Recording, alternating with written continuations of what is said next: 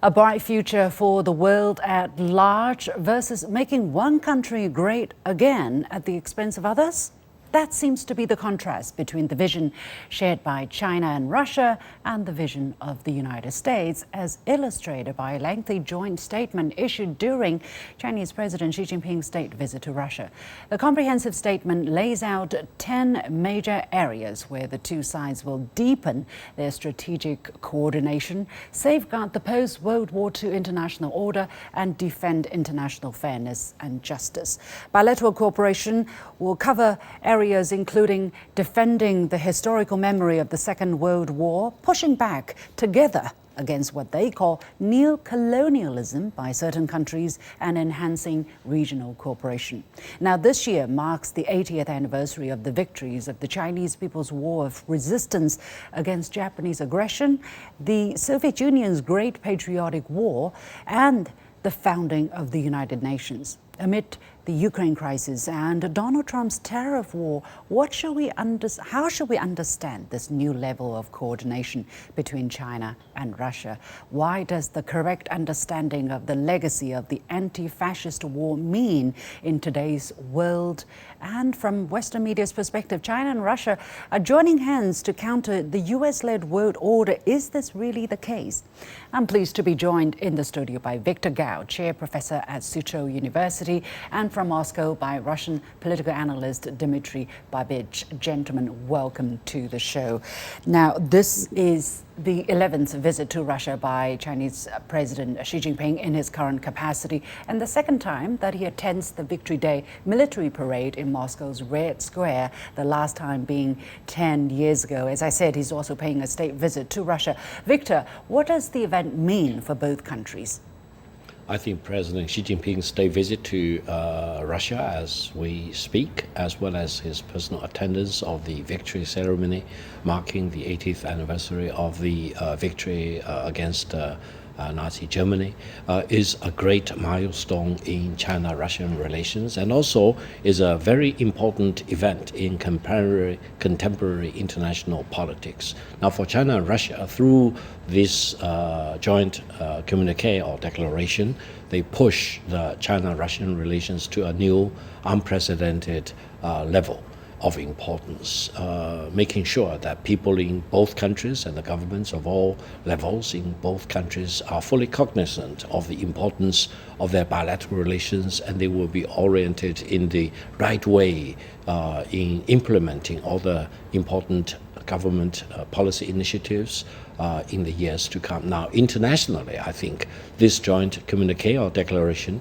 also informed the rest of the world how China and Russia see the megatrends in the world of today, what are the sensitivities they want to highlight, and how peace and development can be maintained in the coming years and in the coming decades. So it's a great milestone for China and Russia and for the world. Dmitry, let me go to you. The statement is very comprehensive, and it noted that the relations between China and Russia have reached the highest level in history with a steady and across-the-board development. Is this only about the two countries? What does it mean for the ordinary men and women, let's say, watching in Asia, in Africa, in Latin America? Does it make a difference for them as well? I think it does in a lot of ways. For Russia and China, history is very important, because what we're seeing now from the United States is an attempt to twist history. I mean, when Mr. Trump says that the United States was the most important country in defeating Nazism and Japanese militarism, this is simply not true, because if you look at facts, well-known historical facts, you cannot deny the fact that Russia and China sacrificing tens of millions of lives. These two countries played the main role in destroying the very dangerous ideologies of Nazism and Japanese militarism.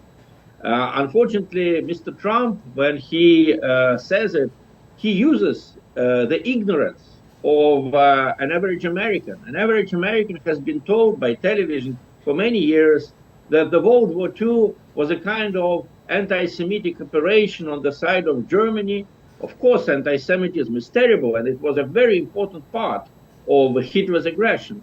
But Hitler's main goal was to, rule the world, get the supremacy in the world. And Russia and China, it's a historical fact, were the main obstacles in this terrible plan. As for other countries, as for the global South, look, there is a new colonialism. There is a new kind of racism spreading in the world. The United States and their allies, they divide the world into democracies and autocracies, and they appropriate the right to decide which country is a democracy and which country is an autocracy. They decided arbitrarily. They never asked the international community. They ignore, in this sense, their post-war legislation, which empowers the United Nations, the UN, to decide which country trespassed certain rules. Mm-hmm. So, if in the old times racism was based on race and on the way your face looks like, now the new racists tell us that they are more democratic than we are, that they are more humane than we are. And that makes them somehow superior to Russians, Chinese, people of Africa, people of Asian countries. And this is simply not true.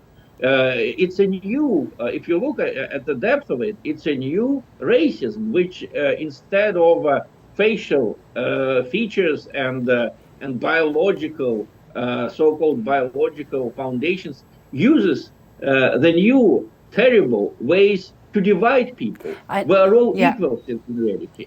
Yeah, absolutely. And it's quite explicit in some opinion polls, which are very telling. For instance, a survey conducted by a French polling station, as illustrated by the Libération newspaper in 1945, found that 57%, or the great majority of Parisians representing the French people, believe that the USSR, or Soviet Union, contributed the most to achieving victory in the Second World War, larger than the United States' role. But 70 years later, by 2015, the impression completely flipped.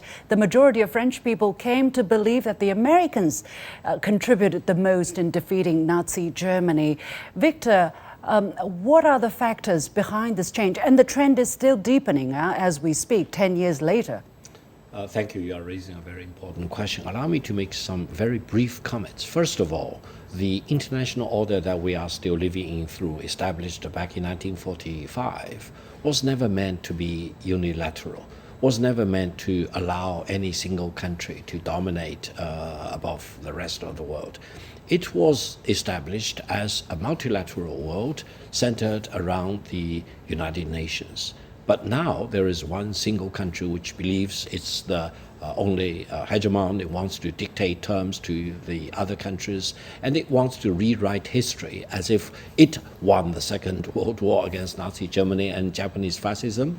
The reality is absolutely just the opposite, because Soviet Union in the European theater and China in the Asian Pacific theater really took on the brunt of the assault of these two invading armies, for example, and we sacrificed the most in defeating Nazi Germany in the European theater and Japanese fascism in the Asian Pacific theater. This is the reality. But why should the United States want to tinker around with history? Because it wanted to line up all these elements of falsehood and fabrication, for example, to boost its claim that it is now the only hegemon in the world. Therefore, it is entitled to hold a gun at your head and dictate terms with you in trade talks, in tariffs, or in otherwise. I think the reason why China and Russia and all the other peace-loving countries need to really defend the true legacy of the Second World War is to demonstrate that the international order based on multilateralism should be preserved, and we should not allow any single country to practice the new colonialism or new imperialism by holding a gun at your head.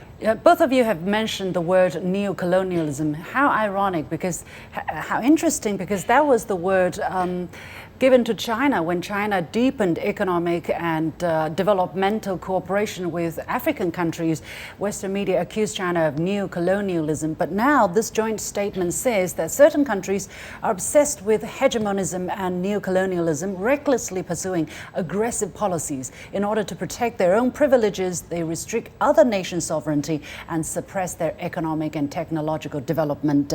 Dmitry, how do you see the significance of China and Russia using this word in this context now against, very clearly, the United States and some of its allies?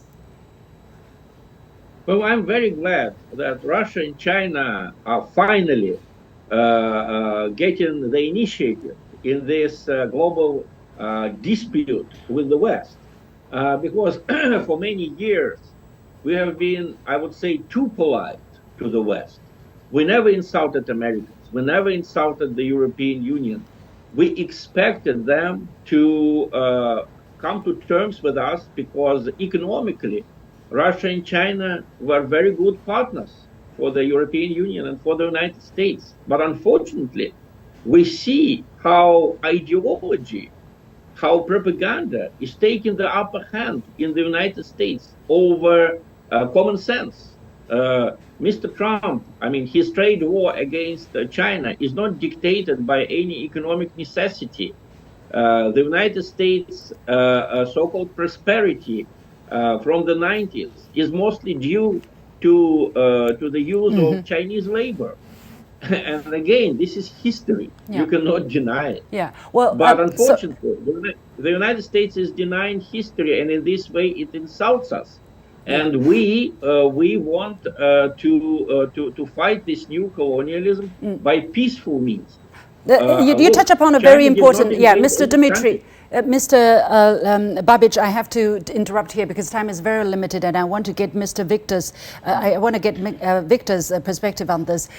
For instance, the statement also explicitly says China and Russia will join hands to counter the U.S.'s double containment against China and Russia. Does this mean there's going to be more hostile confrontation between China and Russia on one hand and the United States and its ally on another hand? Victor, keep it really brief, please. 1 minute if you can. Yeah, I think the United States government is really designing for this containment against China. I know more about their China containment policy than against their Russian containment policy. But in the joint declaration, this double containment is really speaking about the facts. Now, the United States wants to dominate above China and bully China on the one hand, and also dominate above the Russian Federation and bully the Russian Federation. Now, the Chinese people and the Russian people will never allow that to take place because we will strongly resist it. And that actually is one of the reasons why China-Russian consolidation and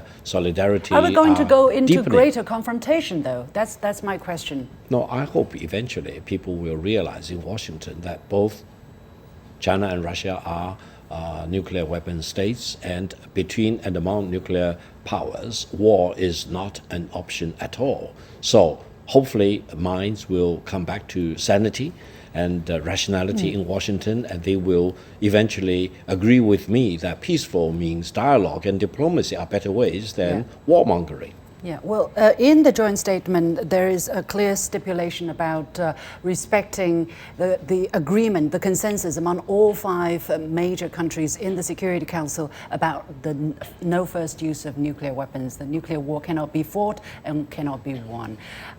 We'll keep a close watch on the situation. Many thanks to Victor Gao, but stay with us here in the studio. We'll continue to have the privilege of your insights. And many thanks to Russian political analyst Dmitry Babic.